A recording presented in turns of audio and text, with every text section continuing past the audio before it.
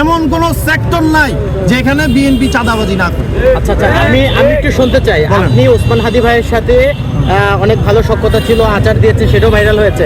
এখন নাসিরউদ্দিন পাটোয়ারি ভাই সেই হাদি ভাইয়ের অনুপস্থিতিতে তার যে ইনসাফ, সেই ইনসাফে ঢাকা হাট প্রতিষ্ঠা করতে চায়, সেই জায়গাতে আপনি নাসিরউদ্দিন পাটোয়ারি ভাইকে কতটা গ্রহণ করবেন বা সহযোগিতা করবেন? নাসিরউদ্দিন পাটোয়ারি আমার জুনিয়র, আমার এলাকার ছেলে। আমার বাড়ি শাহরাস্তি, পরিচয় দিইনি এখনো।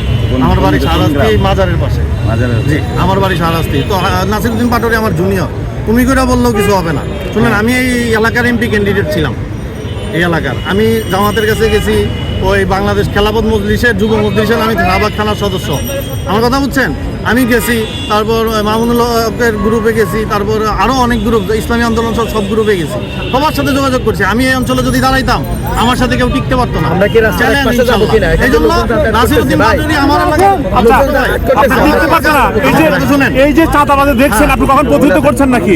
এই চাঁদাবাজি যে আপনার এগুলো দেখছেন, প্রতিহত করছেন কিনা? আপনি যেহেতু এত সম্পৃক্ত। হ্যাঁ, আমি তো মামলা করছি, আমি এবং লাইভ করছি। লাইভ করে আমি গণপূর্তের পুরা বিস্তারিত আমি আলোচনা করছি। 1.5 ঘন্টা লাইভ করছি, 1.5 ঘন্টা। আমি আমার পোস্টে লাইভ করছি। চাঁদাবাজি, সন্ত্রাস। শুনেন, এই দেশে চাঁদাবাজ, সন্ত্রাস, মাদক দ্রব্য এগুলো চলবে না।